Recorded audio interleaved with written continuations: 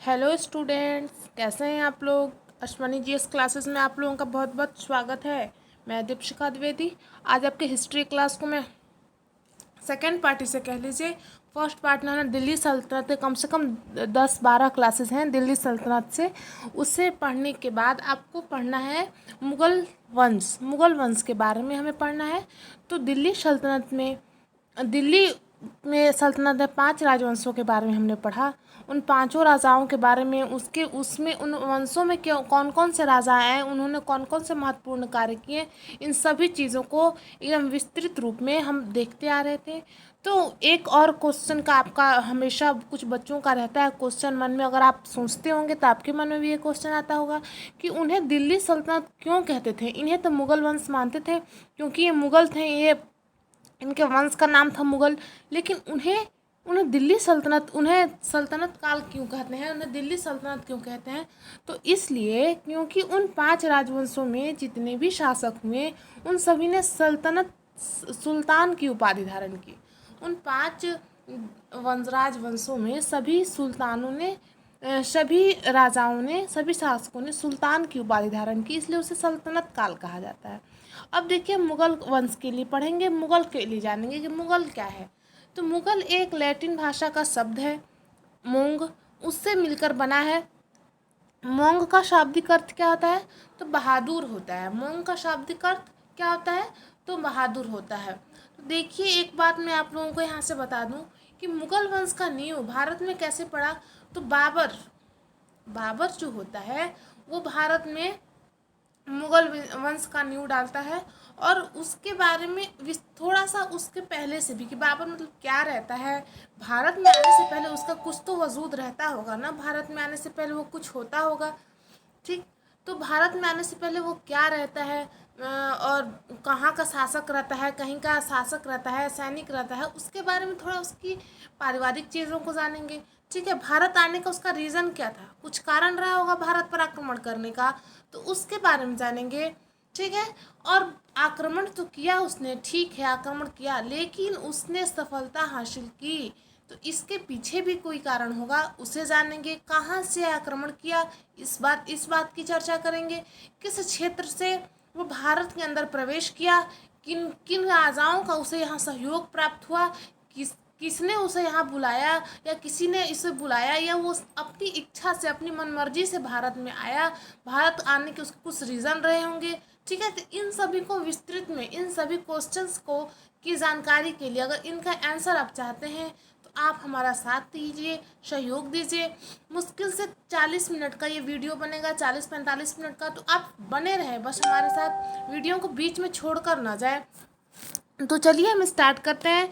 तो बाबर के बारे में, बाबर किस वंश से था, तो वो चगताई तुर्क था। ठीक है, वो चगताई तुर्क था। बाबर किस वंश का था, तो चगताई तुर्क वंश का था बाबर। देखिए, इसे मैं अंडरलाइन कर देती हूँ कि बाबर जो था वो चगताई तुर्क कहा माना जाता था, क्योंकि उसके पिता जो थे, बाबर के माता और पिता हुए, तो जो उसका पिता था, ये आपको दिखाई दे रहा है ना, मैं लाइनिंग कर रही, तो चलो कलर बदल दिया। ठीक है, तो वो चगताई तुर्क था। उसका पिता जो था, पिता का वंश से, पिता के साइड से उसका पिताजी जो थे वो चगताई तुर्क थे, और उसकी माता जो थी मंगोलों के वंशों से बिलोंग करती थी, मंगोल के वंश से ताल्लुकात थे, मंगोल वंश से थी। बाबर का पिता जो था चगताई तुर्क था और माता मंगोल, तो इन लोगों का जो मिश्रण हुआ वो बाबर हुआ। तो इसमें दोनों के गुण पाए जाते थे बाबर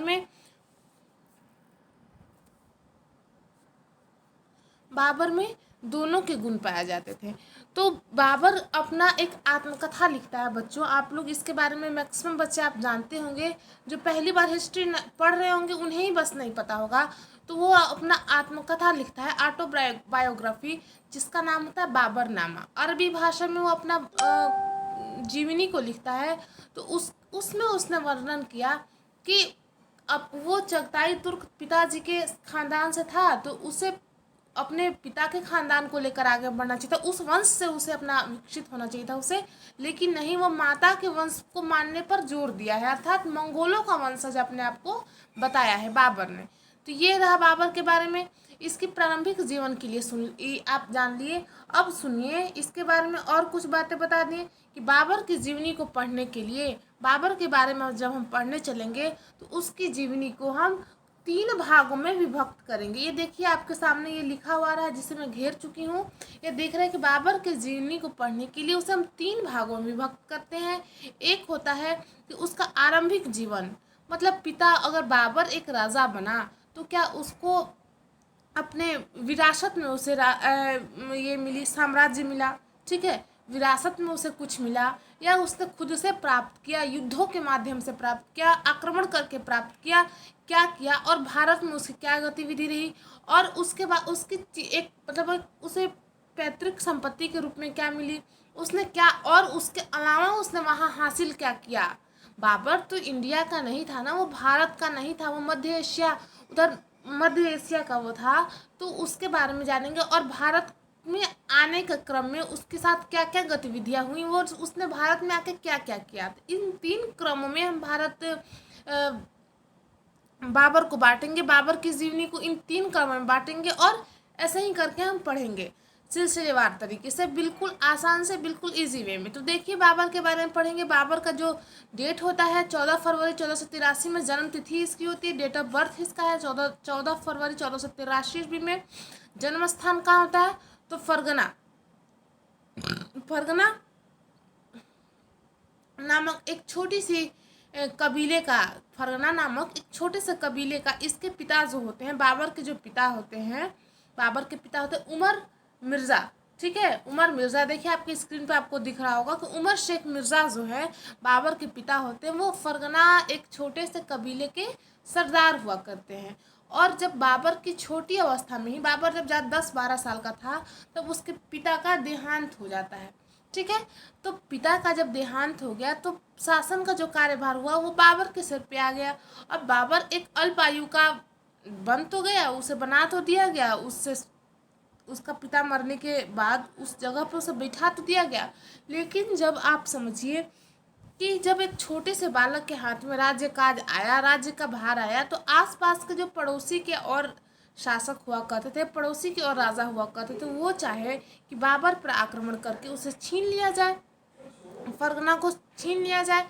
तो देखिए इसके बारे में और आगे पढ़ेंगे, और ये जान लें कि बाबर का और पूरा नाम क्या था, जैसे आपको स्क्रीन पर दिख रहा होगा। तो इसे आप सब नोट्स करते जाइएगा। बाबर का पूरा नाम हुआ तो जहरुद्दीन मोहम्मद बाबर, जहरुद्दीन मोहम्मद बाबर इसका पूरा नाम हुआ।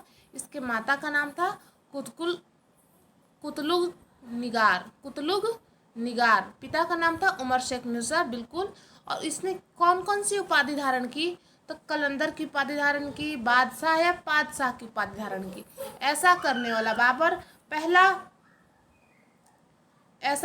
बाबर पहला वो था मंगोल शासक हुआ जिसने बादशाह की उपाधि धारण की। नहीं तो मंगोल बादशाह से पहले, बाबर से पहले ये सब मिर्ज़ा की उपाधि धारण करते थे। जैसे इसके पिता को ही देख लीजिए कि इसने उपाधि लगाया उमर शेख, इसका नाम था, और मिर्ज़ा की उपाधि धारण किया करते थे। तो जो पहले मंगोल हुआ करते थे मध्य एशियाई लोग, उन लोग सब मिर्ज़ा की उपाधि धारण किया करते थे। और बाबर ऐसा हुआ जिसने बादशाह के, तो सर्वप्रथम बादशाह की उपाधि धारण करने वाला कौन हुआ, बाबर हुआ, ठीक है।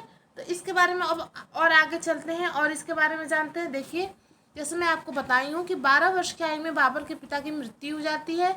8 जून 1494 को अल्प आयु में फरगना की गद्दी पर बाबर को बिठाया जाता है। बाबर एक महत्वाकांक्षी व्यक्तित्व का होता है और वह अपनी स्थिति सुदृढ़ करने के लिए समरकंद पर आक्रमण करने का निश्चय करता है, आक्रमण करता है, परंतु असफल हो जाता है। 1496 ईस्वी में पहला आक्रमण विफल हुआ, परंतु 7 माह की कठोर घेराबंदी के बाद समरकंद कर दूसरी बार आक्रमण करता है और सफलता मिलती है। परंतु कुछ समय 100 दिनों लगभग फरगना में विद्रोह 100 दिनों तक लगभग के बाद फरगना में विद्रोह हो जाता है और इस विद्रोह को दबाने के लिए बाबर समरकंद की ओर निकलता है। तब तक फरगना पर बाबर के छोटे भाई को विद्रोहियों ने शासक नियुक्त कर दिया था। अब देखिए इसको समझिएगा, क्या होता है कि बाबर का जब पिता मर जाता है, उमर शेख मिर्ज़ा का जब देहांत हो जाता है, तब बाबर 10-12 साल का उसका उम्र होता है। इस अवस्था में, बाल्यावस्था में उसे बिठाया जाता है। बाबर हालांकि बहुत ही महत्वाकांक्षी व्यक्तित्व का इंसान होता है। वो अपने राज्य की स्थिति उस अवस्था में ही 10-12 साल का एक बालक उस अवस्था में ही वो अपने राज्य को बचाने के लिए अपने राज्य से लगने वाली साम्राज्य से लगने वाली सीमाओं को जीतने का निश्चय करता है और इसी निश्चय के साथ वो समरकंद पर हमला बोल देता है।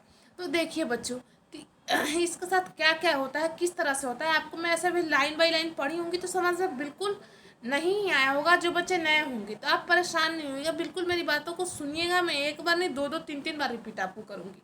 तो देखिए वो क्या करता है कि अपने राष्ट्र को सुनिश्चित करने के लिए, सुरक्षा प्रदान करने के लिए आसपास जो सीमावर्ती राज्य होते हैं, फरगना से सीमावर्ती राज्य, वैसे ही समरकंद था। तो समरकंद को वो जीतने का निश्चय करता है और इसी निश्चय से वो समरकंद पर आक्रमण भी करता है। पहला आक्रमण कब करता है? पहला आक्रमण कब करता है ये आप अपने स्क्रीन पर देख रहे होंगे। पहला आक्रमण 1496 में करता है। 1496 में पहला आक्रमण करता है और विफल होता है, ठीक है, हार जाता है। दूसरा आक्रमण उसने कब किया? तो 1497 ईस्वी में 6-7 महीने का घेरा डालता है, ठीक है। समरकंद के सीमावर्ती प्रांतों पर किला पर 6-7 महीने का घेरा डालता है और कठोर परिश्रम के बाद पुनः आक्रमण करता है। लेकिन बाबर के यहाँ पर थोड़ी दुर्भाग्यवश इससे क्या होता है कि कम से कम लगभग 100 दिन का उसका शासन चलता है। उसके बाद समरकंद क्या होता है, उसके बाद उसको सूचना मिलती है, समरकंद उसके हाथ में लगभग 100 दिनों तक रहता है। उसके बाद बाबर को सूचना मिलती है कि फरगना में विद्रोह उत्पन्न हो गया है, विद्रोह हो गया है। तो फरगना के विद्रोह को दबाने के लिए अब ये छोड़ेगा, समरकंद से जाएगा तब ना वहाँ के विद्रोह को दबाएगा। तो इस दौरान क्या होता है कि जब तक वो जाता है फरगना, तब तक वहाँ उसके चचेरे भाई को, विद्रोही जो होते हैं उसके चचेरे भाई को राजा बना देते हैं और वहाँ बाबर जाता है और वापस लौट के आ जाता है। वहाँ जब तब तक विद्रोहियों का वहाँ पर सत्ता स्थापित हो गया होता है, उन्हें हटाना नामुमकिन सा हो गया होता है, ठीक है। तब से अब क्या करता है कि ये वापस समरकंद को लौटता है। अब जब समरकंद को लौटता है बच्चों, इसके साथ देखिए क्या गजब मिस्ट्री होती है इसके साथ। जब तक फरगना लौटता है, समरकंद लौटता है वापस, तो समरकंद में भी, इधर लौटते तक समरकंद में भी इसने शैबानी का अधिकार हो जाता है। एक उज़्बेक वंश का सरदार होता है शैबानी खां। शैबानी खां उज़्बेक वंश उज़्बेक वंश का, ठीक ना, उज़्बेक वंश का एक सरदार रहता है शैबानी खां।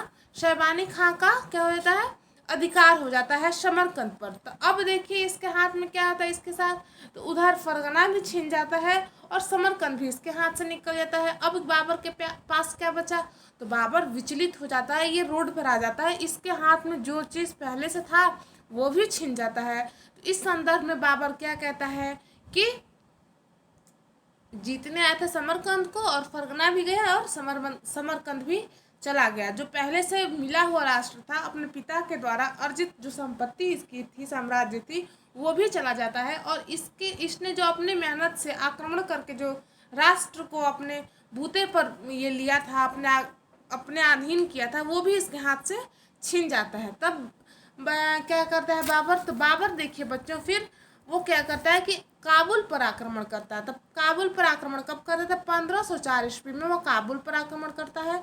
उस वक्त काबुल में विद्रोह एवं उपद्रव चल रहा होता है। अब देखिए कभी भी कोई दूसरा व्यक्ति आपके राष्ट्र में, हमारे राष्ट्र में आकर जब ही जीत सकता है जब यहाँ पर राज्यों में एक राष्ट्र है, जैसे भारत है, भारत को अगर कोई जीतने आया तो तभी जीत सकता है जब भारत केंद्रीय शक्ति, भारत की जो केंद्रीय शक्ति है वो अनेकों भागों में विभक्त हो जाए, सब राज्य अलग अलग हो जाए। तो कोई भी आएगा एक राज्य पर अटैक करेगा, बाकी राज्य वाले देखते रहेंगे तो चुपचाप उसे लूट पाट के, अटैक करके सब वहाँ की संपदा लूट के चला जाएगा। लेकिन जब पूरा राष्ट्र सब एक साथ मिल के युद्ध होगा, कोई आक्रमण कर दिया किसी राष्ट्र के किसी भी कोने में, तो सारे भारतीय सैनिक जब मिल के युद्ध करेगी तब तो जीतना थोड़ा मुश्किल हो जाएगा ना, नामुमकिन हो जाएगा, थोड़ा मुश्किल ही नहीं नामुमकिन हो जाएगा। तो ऐसा ही बाबर के साथ होता है। देखिए ये कैसे जीतता है, ये कैसे जीतता है भारत में आके, और ये क्यों भारत में आता है, इन सभी बातों को मैं आपको बताऊंगी। मैं ये मत समझिएगा कि मैं ये पढ़ाने लगी तो उन सब बातों पर चर्चा खत्म हो गई है। इस पढ़ाई के दौरान ही उन सब बातों पर भी चर्चा हमारा चलता रहेगा। तो 1504 इसमें बाबर क्या करता है, जब इसके हाथ से समरकंद फरगना चला जाता है तब इसका ये खाली दिमाग दौड़ता है कि अब क्या क्या क्या करें, तो ये काबुल पर आक्रमण करता है। उस समय काबुल में उसी प्रकार से देखिए उपद्रव चल रहा था, तो उपद्रव चल रहा होता है, वहाँ के जो राजा होते हैं उसके विरोध करते हैं, वहाँ की जनता, उसके सैनिक विद्रोह करते हैं। तो इस विद्रोह का फायदा कौन उठाता है, तो बाबर इसका फायदा उठाता है और काबुल को जीत लेता है। इस स्थिति का फायदा उठाकर काबुल को जीत लेता है। इस युद्ध में जब बाबर को विजय हासिल होता है तो कोई भी बच्चों, यदि आप किसी चीज़ के लिए मेहनत से कोई चीज़ पाएँ, वो आपके हाथ से छीन जाए और दोबारा जब आप अचीव करें उस चीज़ को, तो आपको ऑब्वियसली है, स्वाभाविक सी बात है कि आपको तो खुशी बहुत होगी। तो इस जीत के विजय में, काबुल विजय के, देखिए यहाँ से क्वेश्चन कैसे आ सकते हैं कि काबुल विजय के उपलक्ष्य में बाबर ने कौन सा उपाधि धारण किया। काबुल विजय के उपलक्ष्य में बाबर ने कौन सी उपाधि धारण किया। थोड़ा सा डिस्टर्ब हो गया था बच्चों, उसके लिए सॉरी।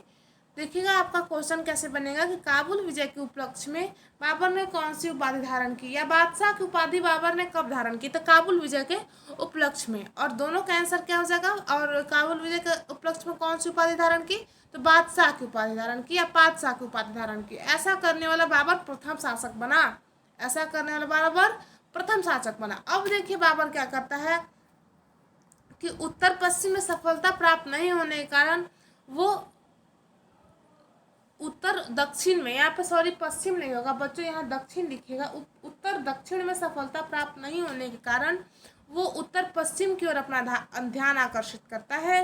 बाबर निरंतर युद्ध करने से विभिन्न प्रकार की युद्ध नियमों, बंदूकों का प्रयोग, मंगोलों की तरफ व्यूह रचना सीख लिया था। देखिए बाबर लगातार, जैसे ही छोटी उम्र से ही, जब से वो राजा बना तब से तो वो युद्ध ही ना कर रहा है। पहले आक्रमण किया समरकंद पर अपनी स्थिति मजबूत करने के लिए, लेकिन वो भी उसके हाथ से छीन लिया गया। तब तक वहाँ फरगना पर विद्रोह चालू हो गया, फिर वहाँ गया, वो भी नहीं उसके हाथ में लग सका, वो भी चला गया। फिर काबुल पर ये रुका कहाँ, ऐसा थोड़ी ना कि अपने विजय से परेशान होकर, अपने हार से परेशान होकर ये बैठ गया। नहीं बच्चों, ये हार से परेशान नहीं हुआ था, ये लगातार हारते गया लेकिन युद्ध लड़ते गया। तो इस दौरान इतना हमेशा प्रयास करने से ये युद्ध लड़ने में बहुत पारंगत हो गया था, बहुत सफल, बहुत निरंतर युद्ध करने से ये बहुत विभिन्न प्रकार की युद्ध की नीतियों को जान लिया था और कौशल इसके पास डेवलप हो गया था, स्किल डेवलप हो गया था युद्ध करने के लिए। तो इसने अब क्या किया, अपना जिस प्रकार से वो देखा कि उस्मानी विधि से कैसे युद्ध लड़ा जाता है, कैसे तोपों का प्रयोग किया जाता है, ये सब करने वो सीख लिया था। किससे सीखा था, तो मंगोलों से, उज्बेकों से। उज्बेक सरदार जो सहबानी खां, जो इसका समरकंद पर कर लिया था, अपना अधिकार जमा लिया था, तो उसके साथ इसने युद्ध किया था। तो वो देखा था कैसे कैसे युद्धों का, कैसे कैसे तोपों का प्रयोग करते हैं, किस प्रकार से व्यूह रचना करते हैं, तो ये सब सीख लिया था। और इन सभी का ये प्रयोग करना बिल्कुल अच्छे से सीख लिया था। अब क्या करता है कि उत्तर पश्चिम में सर्वप्रथम पहली बार भारत की तरफ अगर ये अग्रसर हुआ युद्ध करने में, तो सबसे पहले प्रथम अभियान कहाँ रहा, तो खैबर दर्रा से होते हुए बाजौर और वेरा पर विजय प्राप्त किया था। बाजौर और भेरा क्या है, तो बाजौर और भेरा का किला कहा जाता है, जहाँ यूसुफ जई जनजातियों का कबीला होता है। तो वहाँ ये पहला अभियान इसका रहता है, तो यूसुफ जई जनजातियों के खिलाफ। तो यहाँ से भी क्वेश्चन एकदम 100% श्योर है, यहाँ से क्वेश्चन आ भी गया है कि बाबर का भारत पर पहला अभियान कौन सा रहा, तो यूसुफ जई कबीलों के जनजातियों के खिलाफ। और जीता किसे, तो बाजौर और भेरा का किला। ठीक है, बाजौर और भेरा का किला को जीतता है, लेकिन ये इसकी जो जीत जो होती है बहुत कम समय के लिए होता है। जीत के वहाँ अपना एक शासक नियुक्त करके वापस चला जाता है, और वहाँ के जो जनजाति होते हैं ना, यूसुफ जई जनजाति, ये बहुत उन लोगों को जो अपना ये प्रतिनिधित्व वहाँ करके गया था, रख के गया था, उसे हटा देते हैं, ये सब भगा देते हैं वहाँ से। तो दूसरा आक्रमण इसका होता है। दूसरा आक्रमण का इसका उद्देश्य क्या था, तो अपनी जो यूसुफजई कबीलों के लोगों को अपने अधीन करना और पेशावर को सैनिक शक्ति का केंद्र बनाना। ठीक है। दूसरा आक्रमण 1599 ईस्वी में करता है और इसका रीज़न क्या था ये आप जान गए। तो ये सब हालांकि उतना इम्पोर्टेंट नहीं है, लेकिन हम एक भी कोई भी पॉइंट छोड़ना नहीं चाहते हैं, क्योंकि पता नहीं एग्जामिनर कहाँ से क्वेश्चन पूछ जाए। क्वेश्चन पूछना हमारे आंसर हम दे सकते हैं, क्वेश्चन पूछना तो हमारे बस की चीज़ नहीं है ना, उसे हम तो नहीं बनाते हैं कि अपने मन से हमसे कर सकें। इसीलिए जो थोड़ा कम इम्पोर्टेंट भी है उसे भी हम पढ़ते चलेंगे। उसके बाद देखिए वो क्या करते हैं, थर्ड उसका आक्रमण जो होता है, तीसरा आक्रमण जो होता है सियालकोट की ओर बढ़ा और बिना किसी प्रतिरोध के, सियालकोट में उसका विरोध करने वाला कोई नहीं रहा और सियालकोट को जीत लेता है। ये सब करने के बाद इसका मनोबल जो है दिन प्रतिदिन बढ़ता ही जाता है। ऐसे भी ये महत्वाकांक्षी व्यक्ति था, एक ही विजय प्राप्त करके रुकने वाला नहीं था। तो समझिए, और ये क्या करता है, ये देखता है कि मैं तो युद्ध जीतते जा रहा हूँ, इसका मनोबल जो होता है ये ऊपर उठने लगता है, इसका मोराल जो है वो ऊपर उठने लगता है। तो अब ये क्या करता है, ये देखता है कि भारत में किस प्रकार से, भारत की स्थिति उस समय क्या है। तो भारत की स्थिति में कोई बदलाव नहीं हो रहा होता है बच्चों। जैसी भारत की स्थिति मोहम्मद गौरी गजनवी कासिम के समय में थी, वैसी ही स्थिति बाबर के समय में होती है और इसका फायदा बाबर को होता है। कैसे होता है ये देखिए। तो बाबर जो होता है ये भारत के अंदर अभी मतलब जो अभी प्राचीन भारत है, पहले तो अफगान से हमारी सीमाएं लगती थी ना, अफगानिस्तान से भारत की सीमाएं लगती थी, अब थोड़ा सिकुड़ गया है। तो पहले ये सब भी जो सियालकोट, बाजा और भेड़ा, ये सब भारत के सीमावर्ती क्षेत्र हुआ करते थे। तो इन सब पर अटैक करके वो भारत की स्थिति को भांपने का प्रयास कर रहा था। अब इसी दौरान क्या होता है, वह इब्राहिम लोदी को हमने पढ़ के आया था ना, इब्राहिम लोदी के बारे में। इब्राहिम लोदी का जो होता है उसका दौलत खां से थोड़ा मनमुटाव चलने लगता है। तो वही दौलत खां अफगान का सरदार दौलत खां और इसका चाचा इब्राहिम लोदी का चाचा क्या करता है, और राणा सांगा, राजपुताना के जो वंशज होते हैं, राजपुताना शासक जो होते हैं, राजपुतानाओं के शासक राणा सांगा और दौलत खां लोदी, ये सब क्या कहते हैं कि बाबर को आमंत्रित करते हैं कि आओ और दिल्ली को लूट कर ले जाओ। तो ये सब क्या सोचते हैं, राणा सांगा और ये लोदी के जो सरदार, अफगानी सरदार जो हुए इब्राहिम लोदी के चाचा, ये सब क्या सोचते हैं कि बाबर आएगा, जैसे पहले मंगोल आते थे लूटपाट के लेके जाते थे, तो ये भी आएगा, दिल्ली को तहस नहस करेगा, लूट के यहाँ से लेके जाएगा। तो इस तरह से राणा सांगा का था कि लोदियों का वंश समाप्त हो जाएगा और उनकी शक्ति में विशालता आएगी, उनकी शक्ति समृद्ध होंगे राजपूत। लेकिन बिल्कुल इसके अपोजिट होता है। कैसे होता है, अब देखिए पानीपत का प्रथम युद्ध होता है। बाबर जो होता है स्थिति को भांप लेता है और ऊपर से उसे आमंत्रण भी प्राप्त हो जाता है। तब वो डायरेक्ट जाता है और दिल्ली पर अटैक कर देता है बच्चों, दिल्ली पर अटैक करता है। तो क्या होता है कि इब्राहिम लोदी की जो सेना होती है, काफ़ी विशाल सेना होती है, उसके बाद भी युद्ध को हार जाती है। क्यों हारती है इसके बारे में चर्चा करेंगे। अभी तक आपको इसका आंसर मिल गया होगा कि बाबर भारत में विजय अभी करेगा, विजय होगा। तो क्यों होगा, क्यों उसने भारत की ओर आना आरंभ किया, क्योंकि उसे मध्य एशिया की तरफ, उत्तर दक्षिण की तरफ उसे सफलता नहीं मिल रही थी। सफलता की आस में भारत की ओर बढ़ा। उसके बाद उसको क्या हुआ कि उसे सपोर्ट भी मिला यहाँ के लोगों को भारत को लूटने का, तो इसका भी फायदा उठाया। तीसरे नंबर की ये देखा कि भारत धन संपदा से संपूर्ण देश है, तो इसमें शासन करना चाहिए तो और इसे जीतना चाहिए जिसमें लाभ हो सके। एक ये था, एक और कारण था कि उसे भारत में देखा कि केंद्रीय सत्ता का अभाव था, जो मोहम्मद कासिम के समय में था और जो गजनवी गौरी के समय में जो स्थिति थी, वही स्थिति भारत की लोदी के समय में होती है। ऊपर से और इसे क्या लाभ मिलता है कि लोदी की जो परंपरागत सेना होती है, लोदी की जो सेना होती है, प्राचीनतम सेना होती है, काफ़ी संख्या तो बहुत विशाल होती है, लेकिन ये इनकी सेना बहुत प्राचीन ज़माने की होती है। युद्ध करने की इनकी जो तकनीक होती है, नीति होती है, इनके पास प्राचीन होती है। वहीं दूसरी ओर बाबर के पास क्या होता है कि बाबर हमेशा युद्ध करता था, वो अभ्यासरत हो जाता है युद्ध करने का, और ऐसे उज़्बेक सरदारों से वो बहुत अनेकों प्रकार के युद्ध की विधियों का उसे स्मरण था, उसे जानकारी थी, जैसे उस्मानी विधि, तुलुगमा युद्ध पद्धति। अब क्या करता है कि जब पानीपत का युद्ध होता है तो वहाँ ये तुलुगमा युद्ध पद्धति से और उस्मानी विधि से के प्रयोग से युद्ध को जीतता है। तो ये सब क्या होते हैं ये आप सुन लीजिए। उस्मानी विधि क्या है कि तोपों को सजाने की विधि है, ठीक है, तोपों को सजाने की विधि है, यानी कि तो एक तोप रख के उसके अगल बगल सैनिकों को खड़ा करना, ये तोपों को सजाने की विधि है, जिसे तुलगमा युद्ध पद्धति कहते हैं। इसका प्रयोग करता है और युद्ध स्थल पर आलम खां लोदी, ठीक है। इसका रीज़न क्या होता है इब्राहिम लोदी के साथ युद्ध जीतने का? देखिए युद्ध जीतने का रीज़न क्या होता है? पहला नंबर की इब्राहिम लोदी की जो सेना होती है परंपरागत तरीके से होती है, वो आधुनिक तरीके से नहीं होती है उस समय के दौरान। और दूसरी बात होती है कि इब्राहिम लोदी के जो चाचा होते हैं, इब्राहिम लोदी का जो चाचा आलम खां लोदी होता है, वो जो होता है बाबर का सपोर्ट करता है, युद्ध स्थल पर बाबर का सपोर्ट करता है, ठीक है। तो ये सब कुछ रीज़न होते हैं जहाँ इब्राहिम लोदी युद्ध को हार जाता है, और इस युद्ध में बाबर का विजय होता है। तो ये बाबर को जीतने का क्या कारण था समझ लिए।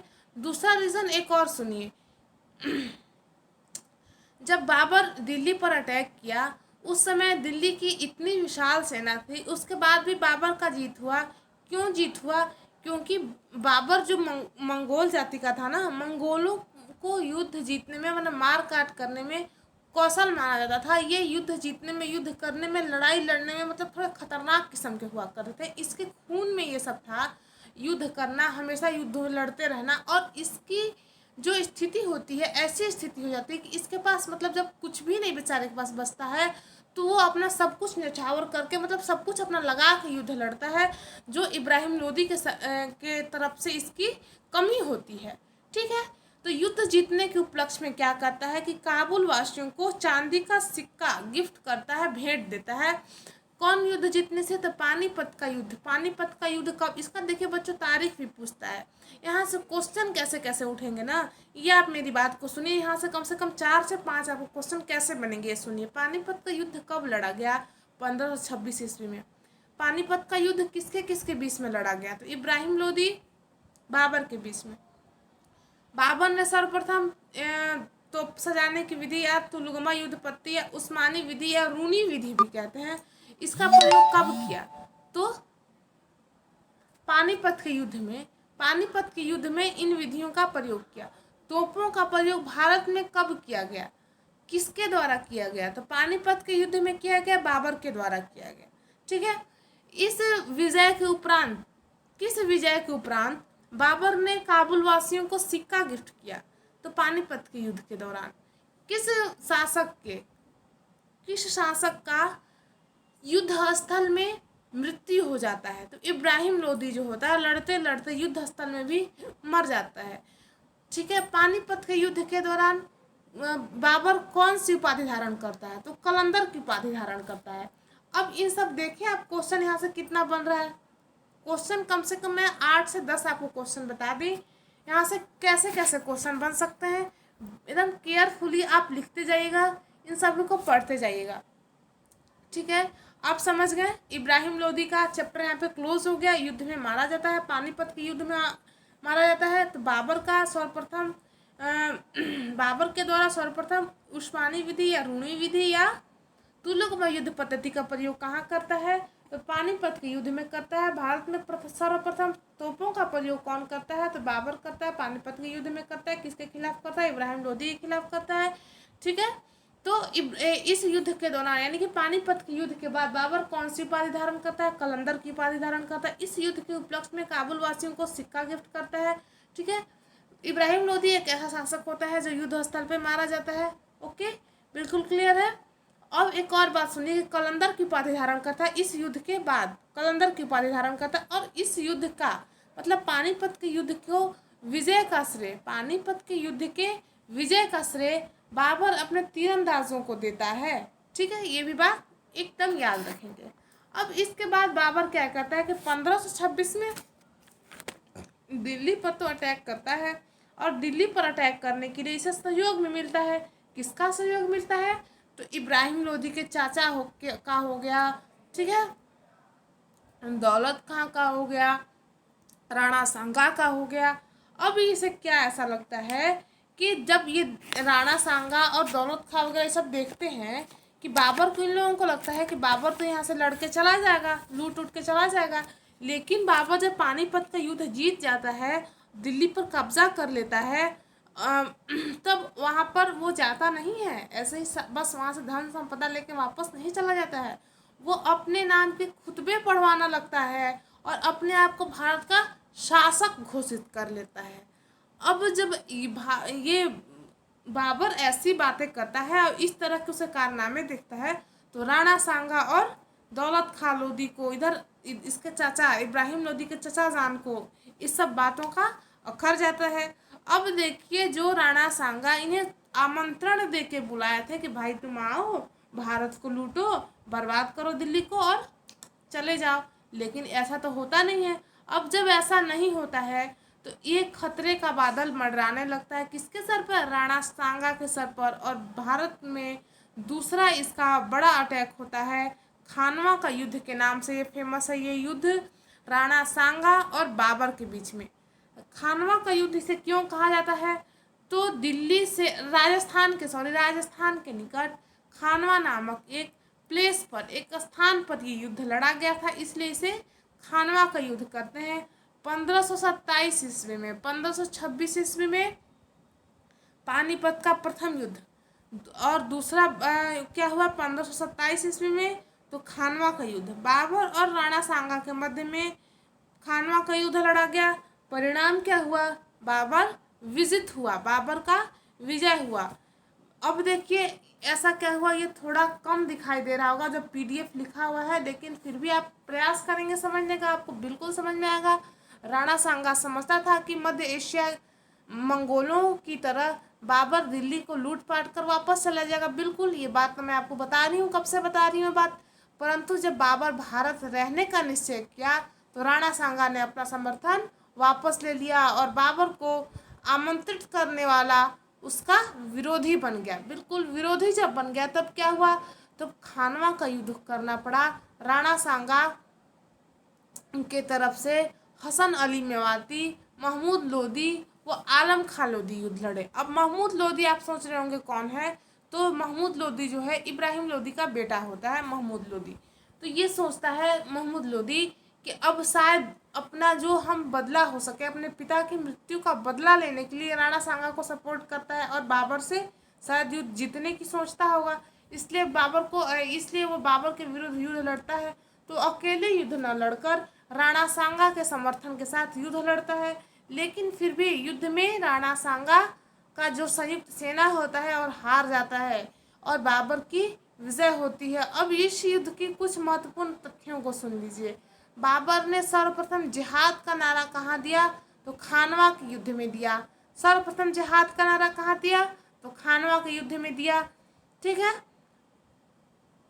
इस युद्ध के उपरांत बाबर ने गाजी का उपाधि धारण किया। अब देखिए, पानीपत के युद्ध के दौरान बाबर जो था कलंदर की उपाधि लिया था।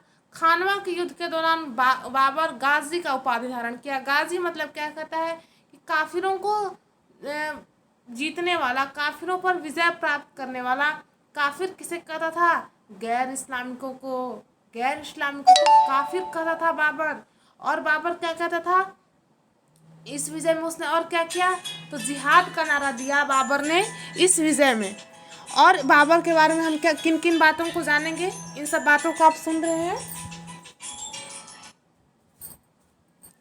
तो बाबर ने इस युद्ध के दौरान जिहाद का नारा दिया, गाजी का उपाधि धारण किया और इस युद्ध में जीत जाता है बाबर। तो पानीपत के प्रथम युद्ध से बाबर का भारत में पांव रखना संभव होता है, भारत में अपना पांव जमाना संभव होता है। लेकिन पानीपत के बाद ये खानवा का जो युद्ध होता है, इसका भारत में इसका अस्थायित्व बना देता है, इसकी स्थिति को मजबूत कर देता है। खानवा का युद्ध बच्चों।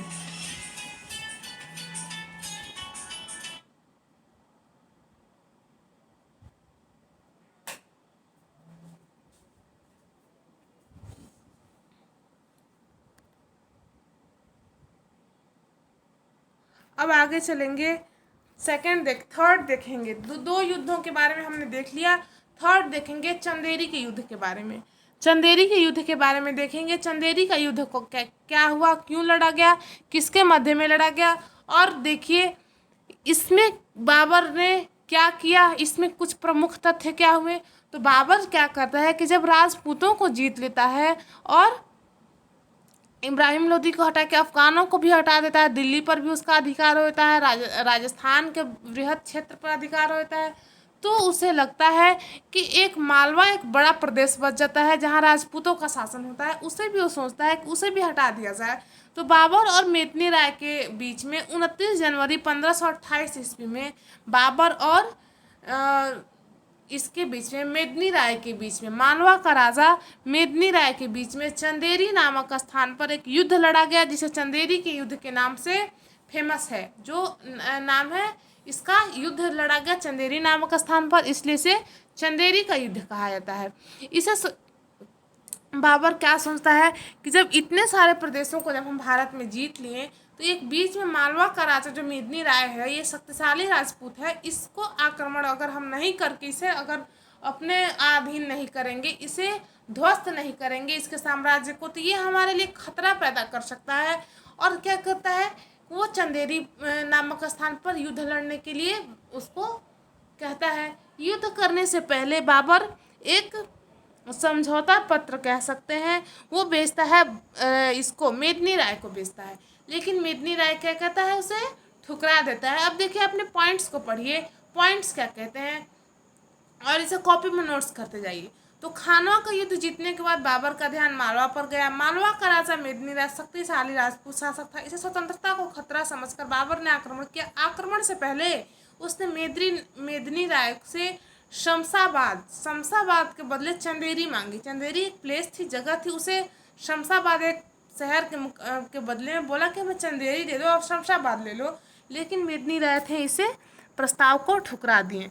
अब प्रस्ताव को ठुकरा दिए तो क्या होगा, प्रस्ताव को ठुकरा दिए तब युद्ध लड़ा जाएगा, अब युद्ध होगा, और इस युद्ध में क्या होगा, तो भारी नरसंहार होता है, राजपूतों का भारी नरसंहार होता है। राजपूतों की जो स्त्रियां होती हैं वो देखती हैं कि अब हमारा किला घेर लिया गया, तो वो जौहर कर लेती हैं, और राजपूत जो पुरुष होते हैं वो बहुत वीरता के साथ लड़ते हैं, और बहुत बड़ा एक नरसंहार होता है, राजपूतों का नरसंहार होता है।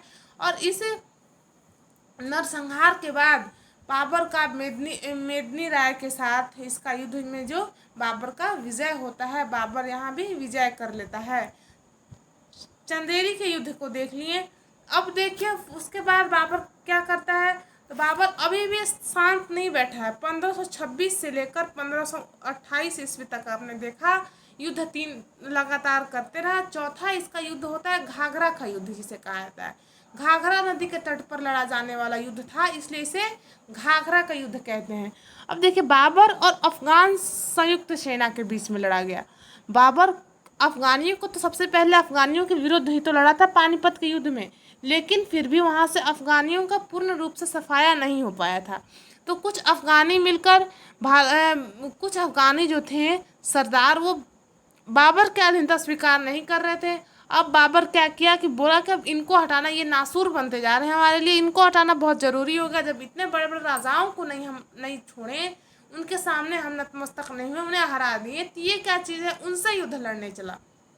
ठीक है, अब उससे यूं ही युद्ध नहीं लड़ा। अब क्या हुआ कि बंगाल का शासक जो था, बंगाल देखिए आपको जो पॉइंट्स है इसे आप देख लीजिएगा, इम्पोर्टेंट पॉइंट्स है, इसे आप देख लीजिएगा अपने पॉइंट्स और कॉपी में लिखिएगा। हम इस पॉइंट पर चलेंगे कि बंगाल के शासक के साथ बाबर का संबंध सही था, परंतु बाबर एक पत्र लिखता है बंगाल के शासक को। बस बंगाल ही एक ऐसा प्रदेश बच जाता है जहाँ बाबर का अटैक नहीं हुआ होता है। तो बाबर अटैक क्यों नहीं करता है, क्योंकि बंगाल पर बंगाल के शासक से बाबर की दोस्ती थी, थोड़ा संबंध अच्छा था। तो बाबर क्या कहता है, पत्र लिखता है बंगाल के राजा को। बंगाल के राजा को पत्र लिखता है और कहता है कि आप जो हैं अफ़गानों की मदद मत करिएगा, वो अफ़गान हमारे दुश्मन हैं, उनकी मदद मत करिएगा। लेकिन इसके उत्तर में बंगाल के राजा कुछ नहीं इस पत्र का उत्तर देते हैं और इस शंका से ग्रसित होकर बाबर सोचता है कि अगर इसका आंसर उन्होंने कुछ नहीं दिया तो शायद वो अफ़गानों का सहयोग कर रहे हैं, और इसी शक के बिना पर वो बंगाल और अफ़गान सरदार की सेना पर अटैक कर देता है। अटैक करता है तो कैसे अटैक करता है, तो गंगा नदी के तट को पार करके घाघरा नदी के तट पर ये युद्ध लड़ा गया। मध्यकालीन भारत इतिहास का यह प्रथम युद्ध ऐसा रहा, घाघरा का युद्ध प्रथम ऐसा युद्ध रहा जो जल और थल के बीच में लड़ा गया। ठीक है, जो जल और थल के बीच में लड़ा जाने वाला भारत का प्रथम युद्ध रहा, मध्यकालीन भारत का प्रथम युद्ध रहा। तो इस इन युद्धों का जो समय काल है, इसका याद करने के लिए आपको एक ट्रिक बता दूं। जैसे पानीपत का युद्ध है तो उसे पानी पीकर 1526 ऐसे बोलेंगे। ट्रिक है कि बाबर ने 1526 ईस्वी में पानी पिया, 27 में खाना खाया। ठीक है, 1526 में पानी पीकर खानवा का युद्ध को खाना खाकर, 27 में खाना खाकर, 28 में चंदेरी का युद्ध पानी पीकर खाना खाकर चल दिया कहाँ, घर। ठीक है, चल दिया घर मतलब घाघरा का युद्ध, पानी पीकर खाना खाकर चल दिया घर। ठीक है, पानी पीकर खाना खाकर चल दिया घर, 26, 27, 28, 29। तो 4 युद्ध को याद करने का ये छोटा सा ट्रिक ये आपको मैं बता दी ताकि आप युद्ध को याद कर सकें। अब किन किन किन राजाओं के बीच में, बाबर तो सबके साथ था, उनके विरुद्ध कौन कौन से रहे इसे आप याद कर लीजिएगा।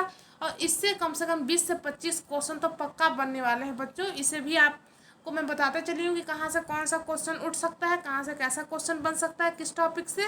अब आज का क्लास हमारा यहीं पे समाप्त होता है। नेक्स्ट क्लास आपका होगा बाबर की मृत्यु कैसे हुई। ठीक है, और बाबर भारत आया। ठीक है, बाबर आया भारत तो यहाँ शासन तो बच्चों कहाँ कर सका, 4-5 साल जब वो रहा, इसके बाद ये मर जाता है बाबर। 4-5 साल लगातार युद्ध ही करते रह गया। तो इसके बारे में और थोड़ा सा और बचता है 10-15 मिनट का टॉपिक, तो उसे हम नेक्स्ट डे करेंगे, नेक्स्ट डे उसको पढ़ेंगे। तो बाबर के बारे में हमने ये देख लिया, बाबर कहाँ, आपको सारे प्रश्नों के अपने उत्तर मिल गए, कहाँ से था, भारत क्यों आया, ठीक है, जीता कैसे, आने का रीज़न क्या था। ठीक, तो इस सभी की जानकारी आपको प्राप्त हो गई, मिल गई। तो किसी अन्य प्रकार की अगर कोई और डाउट हो, एनी क्यूरी, तो प्लीज़ आप हमें कमेंट करिएगा। अगर आपको क्लास कैसा लग रहा है ये भी आप हमें कमेंट करके बताइएगा। आपको यदि इस क्लास में कुछ बदलाव चाहिए, कोई ऐसा आपको कमी लग रहा होगा तो ये आप हमें कमेंट करके बताएंगे। और हमारे वीडियो को यदि अच्छा लगता हो तो उसे लाइक शेयर करना बिल्कुल मत भूलिएगा। बहुत मेहनत से आपके लिए वीडियो तैयार की जाती है, बहुत समय से आपका PDF बनाया जाता है, हैंड रिटन नोट्स आपको दिखते होंगे कितने मेहनत से बनाए जाते हैं। तो ये सब बनाकर आपके लिए तैयार किया जाता है। आपके 1 घंटे क्लास के लिए हमारा 3 घंटा बच्चों लगता है। तो इस समय का हम जैसा अपना समय का आपको दे रहे हैं, तो आप भी अपना समय दीजिए, वीडियो को ज़्यादा से ज़्यादा शेयर करिए, नए नए बच्चों को हमारे चैनल से जोड़िए।